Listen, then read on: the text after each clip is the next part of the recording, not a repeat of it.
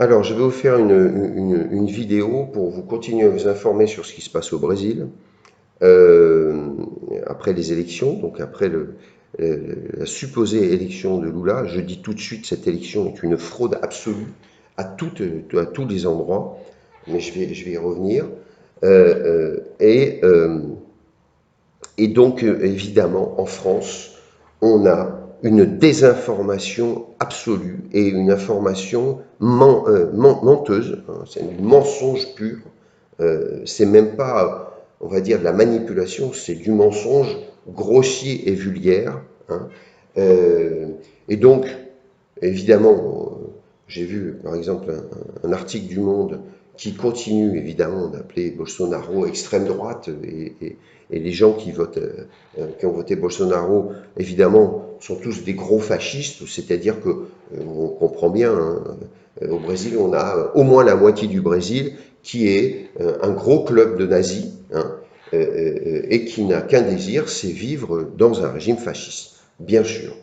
Comme par hasard, à la frontière du Brésil, il y a un pays qui s'appelle le Venezuela, qui est un pays fantastique, hein, 6 millions de réfugiés, 80% de la population sous le seuil de la misère, des centaines de prisonniers politiques, des milliers de morts politiques, hein, et enfin, bref, une situation terrible, hein. Et donc ce pays, ça pose aucun problème, hein. On a encore des petits Français qui nous expliquent que le Venezuela résiste aux vilains Yankees, hein. Voilà. Et allez expliquer ça aux Vénézuéliens qui n'ont qu'une ressource, pratiquement plus rien à manger, hein, qui traversent la forêt vierge, des familles entières, avec un nombre de gens qui se blessent, de gens qui meurent en cours de route sur la route. Enfin, c'est une catastrophe. Il en arrive des centaines et des centaines tous les jours au Brésil. Quand on discute avec eux, enfin, bon, c'est une véritable catastrophe, hein, et personne ne s'en émeut, hein. Et ces petits médias de gauche continuent à jouer les grands doctes sur la politique en Amérique latine, qui est devenue le terrain de jeu de tous la mauvaise foi de gauche, hein, qui continue, en fait, une mauvaise foi assassine parce qu'on parle de l'avenir de peuples, hein, et il y a des gens qui meurent. Voilà. Et donc l'élection au Brésil, hein, qui a été depuis le début un scandale absolu, hein, et qui continue de l'être, motive des gens pour vous donner ce genre d'informations que je vais vous faire écouter, donc, et qui est sorti de Le Média, hein, sur YouTube, hein, donc un média qui s'appelle Le Média, qui est supposément un média d'investigation et qui est ridicule et qui fait des gros mensonges. Je vous fais écouter tout de suite l'introduction de cette vidéo qui était un véritable scandale. Dimanche dernier, Lula renversait le président sortant Jair Bolsonaro après un second tour de l'élection présidentielle brésilienne sous haute tension. Mais le feuilleton n'est pas terminé. Après que la police ait tenté ce même dimanche d'empêcher les partisans de Lula de se rendre aux urnes, on a appris cette nuit que la police et l'armée se sont joints aux manifestants pro-Bolsonaro pour contester l'élection de Lula, appelant à ce que le nouvel élu retourne en prison et l'accusant par la même occasion de fraude électorale. Cocasse. Pour analyser cette actualité politique bouillante, je reçois Vincent Harpoulet, doctorant en études latino-américaines. C'est parti pour votre entretien express.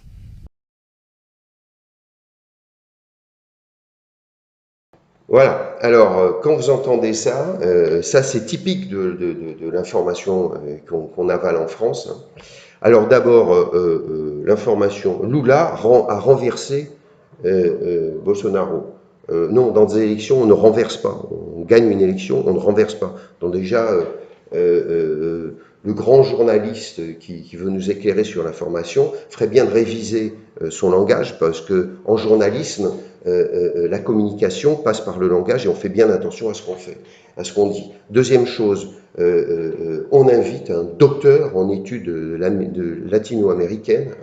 Alors le docteur en études latino-américaines, c'est un gosse, hein, voilà, c'est un baigneur, un type qui n'a pas dû vivre grand-chose dans sa vie, hein, qui n'a pas 30 ans, hein, et s'il les a, c'est vraiment tout frais, hein, et le type est docteur en Amérique latine, c'est-à-dire qu'en fait, le type va vous expliquer ce que c'est la politique d'un pays, en étant un docteur en études latino-américaines, c'est-à-dire un type complètement livresque, et en plus on ne sait même pas quelle est la nature du matériel livresque qu'il a étudié, et on s'en doute un petit peu. Hein, bon, voilà. Donc, enfin bref, donc on se fout de la gueule du monde hein, pour comprendre la politique d'un pays.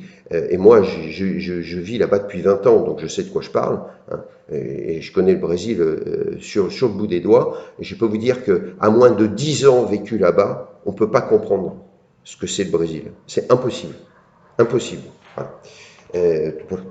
Pour la simple et bonne raison que pour comprendre un pays d'abord de cette taille, de cette complexité, c'est un pays extrêmement complexe, et comprendre l'histoire de ce pays, il faut expérimenter la vie, il faut expérimenter l'opinion des gens, la psychologie des gens, il faut expérimenter des échanges dialectiques entre eux, il faut comprendre les tensions qui agitent la société brésilienne, hein, et qui l'agitent et la constituent et la construisent, hein, parce qu'il n'y a pas de construction sans tension, hein, et ça c'est impossible à partir de livres. Hein, et je sais de quoi je parle. Hein, je suis moi-même quelqu'un qui lit beaucoup, hein, et je peux vous dire que c'est impossible de comprendre ce pays seulement à travers des livres, et en plus en ayant son cul sur une chaise en France. C'est impossible, impossible. Donc le docteur en études de l'Amérique latine, moi je suis prêt à le confronter, et d'ailleurs je demande officiellement par cette vidéo, même si je sais que mes vidéos n'ont pas voilà, grande diffusion, je ne me prends pas pour ce que je ne suis pas, mais si jamais l'opportunité m'est donnée, je demande un droit de réponse à ce docteur en études latino-américaines, hein, et aux médias. Voilà, chose faite. Alors, qu'est-ce qui se passe? D'abord, contester les informations qui ont été données. Soi-disant, la police et les électeurs de Bolsonaro auraient empêché les ludistes d'aller voter. Mais c'est n'importe quoi. Mais je les défie de donner un socle fondé, un fondement à cette information. Je les défie. Je les défie. D'abord parce qu'on sait une chose, et seulement un petit Français peut dire des choses pareilles, on sait qu'une des grandes lignes comportementales et éthiques de la droite brésilienne, c'est justement ces ordre et progrès qui est écrit sur le drapeau brésilien, c'est-à-dire que toutes les manifestations, c'est respecter absolument la démocratie, et toutes les manifestations sont il n'y a pas de bordel, il n'y a rien qui est cassé, il n'y a pas d'agression, c'est tout cordial. En plus, en général, toujours des familles avec des enfants, les grands-parents, et tout. Enfin bon, bref. Donc, c'est l'éthique officielle revendiquée. Hein. C'est la règle, et d'ailleurs que Bolsonaro a encore répété. Si vous allez manifester, il faut que ce soit tout en ordre, dans le calme, en respectant la loi et la démocratie. Voilà. Il n'y a pas de ces histoires d'agression, d'insultes, tout ça. Alors, encore moins d'aller empêcher. Et je peux vous dire qu'au Brésil, une chose comme ça, vous allez empêcher des gens de voter, je peux vous dire un truc, que ça coûte très, très, très, très cher. Donc, c'est impossible. Voilà. Donc, ça, c'est une première chose. La deuxième chose, dire que les bolsonaristes, alors cette façon d'appeler les gens bolsonaristes, ils ne sont pas bolsonaristes, c'est des gens qui votent à la droite conservatrice et qui est tout sauf l'extrême droite. Ça, c'est une méconnaissance de ce qu'on appelle les conservateurs au Brésil, hein, qui n'a rien à voir. Au contraire, c'est des gens qui valorisent au-dessus de tout la démocratie. Voilà. Donc, évidemment, le sujet est énorme, je ne peux pas tout aborder, mais pour donc contredire cette information, c'est totalement faux, seulement elle est basée, comme toujours quand on manipule l'information, sur, on va dire, une photographie de l'information qui est que, une fois que l'élu Lula a été élu, ce qui est un scandale, parce que cette élection est un scandale absolu, absolu. Hein. Et je vais vous expliquer pourquoi, mais les gens, donc les conservateurs, les gens qui votent Bolsonaro, aujourd'hui vont manifester devant les casernes militaires. Et donc ça, c'est une occasion pour la presse internationale de dire, vous voyez, c'est des fascistes, ils veulent que les militaires interviennent. Voilà. Donc ça, c'est une preuve de la méconnaissance, une preuve flagrante de la méconnaissance de la politique brésilienne et de la culture brésilienne et de l'histoire brésilienne. Voilà. Donc maintenant, je vais vous expliquer ça. Donc effectivement, il y a les conservateurs qui considèrent qu'on leur a volé l'élection, et elle a été volée, et je vais vous expliquer pourquoi.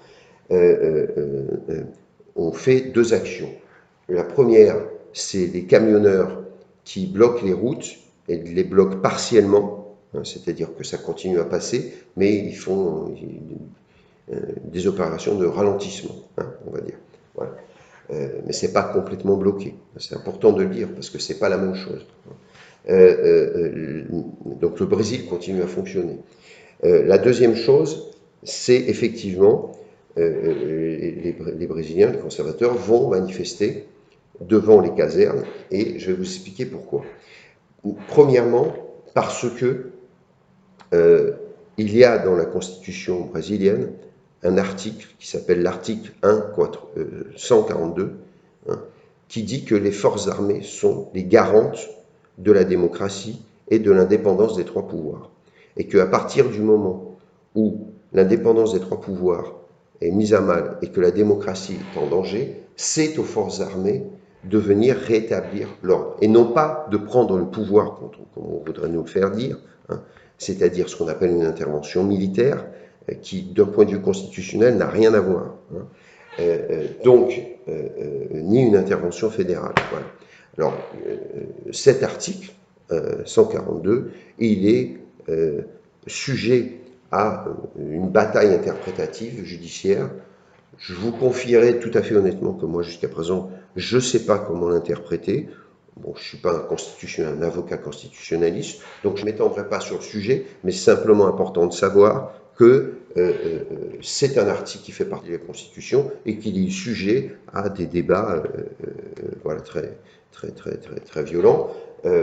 Mais toujours est-il que ce qui est intéressant, c'est de comprendre que dans la tête d'un Brésilien conservateur, le protocole, ils sont en fait en train de respecter un protocole constitutionnel, c'est-à-dire que comme ils considèrent que l'élection est injuste et a été falsifiée en fait, hein, ils se basent sur la Constitution pour dire, eh bien, on demande l'arbitrage de l'armée. Donc cet arbitrage ne se fait pas, contrairement à ce que la presse voudrait vous faire comprendre, l'armée qui décide, ah ben voilà, maintenant ça va être comme ça, c'est pas, le protocole, c'est pas ça. Le protocole, c'est que à partir de ce moment, du moment où on va dire l'armée entrerait en jeu, ce ne serait pas pour intervenir, ce serait pour faire une audition des élections, hein, des urnes, hein, et voir si, effectivement, il y aurait des preuves de fraude. Il faut rappeler qu'au Brésil, l'élection est surveillée par ce qu'on appelle ici le Tribunal supérieur électoral, le TSE, hein, et qui, le TSE, a invité l'armée brésilienne à participer du processus électoral pour surveiller le processus électoral et aussi avec une possibilité de ce qu'on appelle ici auditionner les urnes. Je vous rappelle qu'au Brésil, c'est des urnes électroniques. Hein. Donc, auditionner les résultats, c'est-à-dire vérifier qu'effectivement, tout le processus électronique des urnes fonctionne bien et qu'il n'y a pas eu d'entourloupe. Voilà. Donc, il faut rappeler ça. Hein. L'armée n'est pas entrée comme un éléphant dans un magasin de porcelaine en disant laisse-moi voir ça, c'est moi qui. Non, l'armée a été invitée par le tribunal supérieur électoral, hein, pour justement avoir un rôle on va dire, disons, gardien de la bonne conduite des élections. Hein, et il n'y a pas que l'armée. Hein. Donc, ce que je veux dire, c'est tout un processus qu'il faut connaître. Seulement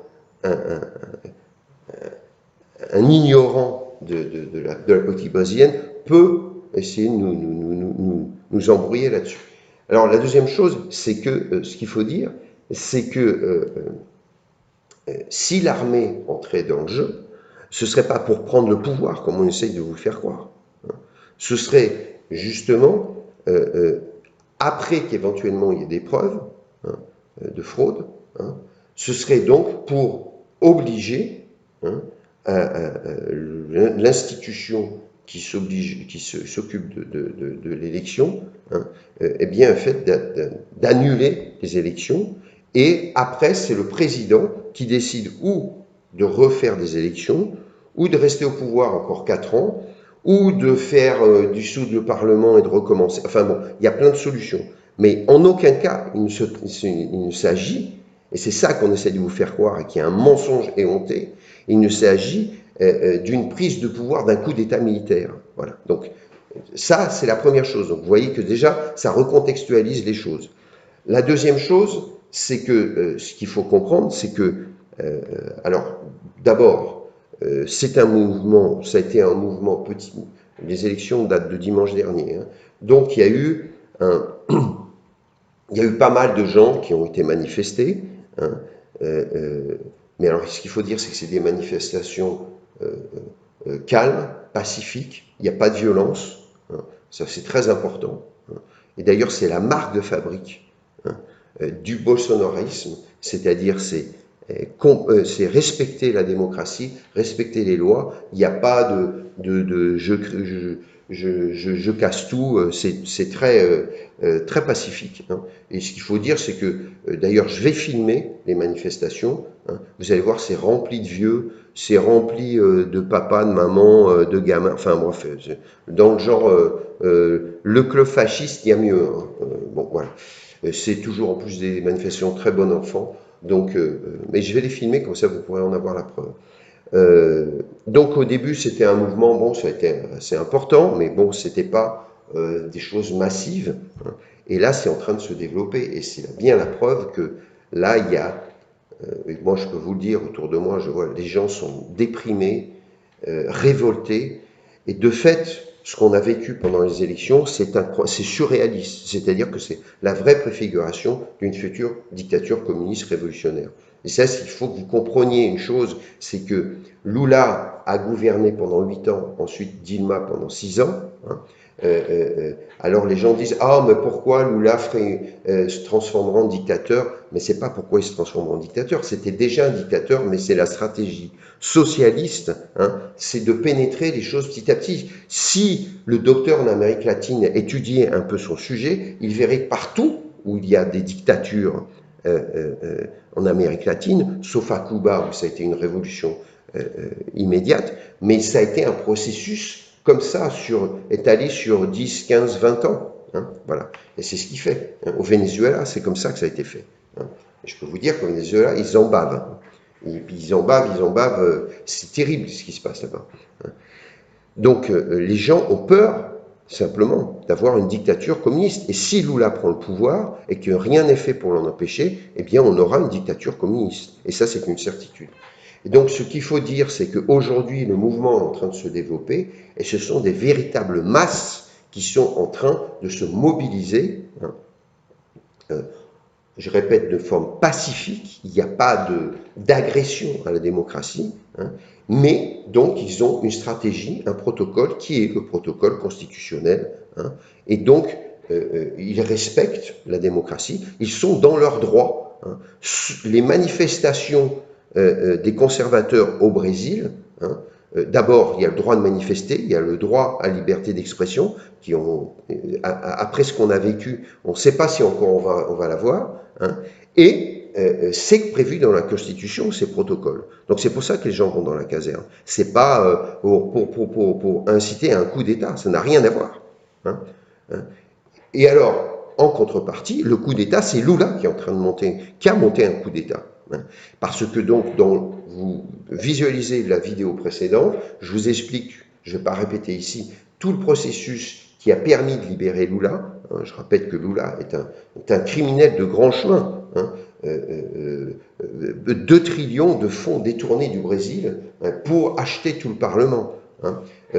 Ce type est suspecté de 9 assassinats politiques, dont un du préfet de Saint-André qui s'appelle Celso-Daniel, il n'y a presque aucun doute que le PT est engagé dans cet assassinat. Enfin bref, c'est un mafieux de haute volée. Hein. Et en plus, il y a énormément de preuves de suspicion d'une connivence entre le PT et le crime organisé, hein, le PCC, premier commando de la capitale, qui est le plus grand gang organisé de narcotrafiquants au Brésil. C'est presque un État dans l'État, c'est énorme. Hein. Voilà. Donc, alors, une dernière chose qu'il faut que vous sachiez, parce que justement, on ne comprend bien ce qui se passe aujourd'hui et pourquoi les Brésiliens vont manifester devant les casernes que si on connaît l'histoire brésilienne. Et donc, justement, si les Brésiliens vont manifester devant les casernes, c'est parce que en 1964, hein, quand les militaires ont pris le pouvoir, la prise de pouvoir par les militaires est le résultat justement de manifestations géantes, populaires, hein, et notamment une qui a reçu le titre de Marche pour Dieu et la famille. Voilà. Et donc, si vous voulez, je vais vous expliquer un peu comment ça s'est arrivé. C'est en 63, on a découvert au Brésil qu'il y avait une révolution communiste en marche qui était en train de s'organiser. On a découvert des camps de guérilleros. On a découvert que donc il y avait des tas de gens, des révolutionnaires communistes qui étaient en train de s'entraîner un peu partout au Brésil pour fomenter un coup d'État, et que ce coup d'État était organisé, que ces gens étaient entraînés par les Cubains de Fidel Castro. Et donc, quand on a découvert ça, on a aussi en même temps découvert autre chose, c'est que le gouvernement de l'époque, qui était le gouvernement de João Goulart, hein, était complice, hein, qui était un type de gauche, un socialiste. Hein, et donc, on a découvert petit à petit qu'en fait, il était en train de se tramer un coup d'État, hein, dans lequel le gouvernement était complice. Voilà, 1963. Et donc, quand ils ont découvert ça, le peuple s'est révolté et a demandé à l'armée d'intervenir. Et alors, qu'est-ce qui s'est passé? Le Congrès, donc la Chambre des députés, hein, a voté à l'unanimité, hein, la remise du pouvoir aux militaires pour éliminer ces réseaux de guérilleros. Et donc, ça a été pendant des années une chasse aux terroristes, hein, avec, on va dire, un aspect de guerre civile. Alors bon, évidemment, ils ne les ont pas laissés, hein, faire, donc ils ont réussi à couper le truc avant que ça devienne endémique. Hein. Enfin, ça a été plusieurs années au Brésil où il y a eu des attaques terroristes. Voilà. Alors évidemment, il y a eu une répression militaire contre ces gens. Donc évidemment, vous ne coupez pas par la racine une révolution en faisant des petits bisous. Hein. Et évidemment, ça a été violent, hein, et rédhibitoire. Voilà. Mais ça n'a rien eu rien à voir avec les dictatures qui ont eu lieu en Argentine et au Chili, qui ont été vraiment très, très, très violentes et très dures. Au Brésil, les choses ont été beaucoup plus mesurées. Et donc, pour vous donner une idée, sur 20 ans de régime militaire, de régime ou dictature militaire, on estime, selon la commission de la vérité établie par Lula, hein, donc on ne peut pas suspecter cette commission de la vérité de collaborationnisme avec le pouvoir militaire, c'est environ 700 morts. Alors je ne me rappelle plus des chiffres exacts, mais c'est des ordres de grandeur réels. C'est environ 700 morts, personnes qui sont considérées, qui ont été tuées par le pouvoir militaire de cette répression. Alors soit que ces personnes aient disparu, soit qu'elles aient été directement tuées dans des conflits, hein, dans des confrontations armées. Et c'est environ 2000 personnes qui sont passées par la case prison. voilà, et dont un bon nombre sont encore vivantes et font beaucoup de bruit avec ça. Bon, j'imagine que ça n'a pas dû être une partie de plaisir. Il y a eu des accusations de torture, mais finalement, enfin moi je suis pas un spécialiste de la question, mais ces questions de la torture, bon, apparemment il y a quelques cas qui ont été avérés, mais c'est pas de la dimension que la gauche brésilienne essaye de faire croire, c'est-à-dire de faire croire que la dictature brésilienne a été équivalente à la dictature chilienne ou argentine. C'est clairement pas le cas. Bon, en tout cas, évidemment, sale période, donc il n'y a pas eu des trucs super. Mais ce qu'on peut dire du régime militaire, c'est que il n'était pas aussi terrible qu'on veut le faire croire, et que la censure, paraît-il, selon certains journalistes d'aujourd'hui qui l'ont vécu, n'avait rien à envier à la censure qu'on est en train de vivre aujourd'hui et de la mise en place de l'État policier qui est en train de se mettre en place aujourd'hui.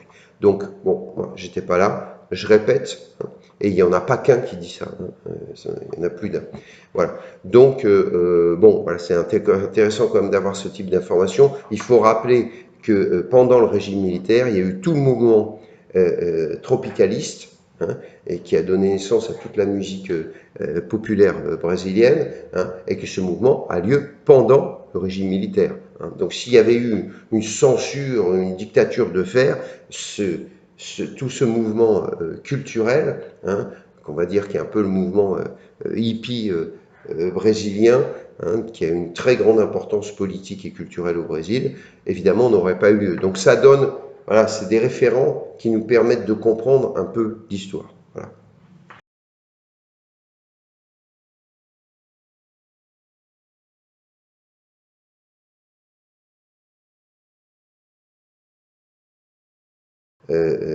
Et donc, il y a eu, donc le pouvoir militaire le pouvoir a été remis aux militaires et ils devaient garder le pouvoir. Je ne me rappelle plus combien de temps exactement. Je ne peux pas vous dire un temps exact parce que je vous dirais une bêtise. Il faudrait que je révise mes annales.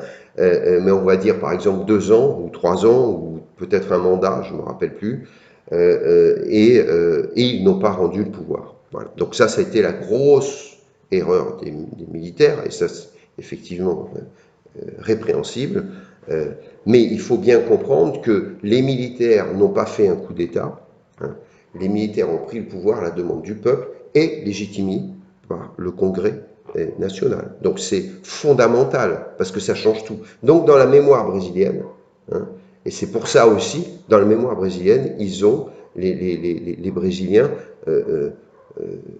s'en remettent à l'armée parce que dans leur psychologie, ils ont été, le Brésil a été sauvé de la dictature communiste par le pouvoir militaire. Voilà. Donc ceci expliquant cela.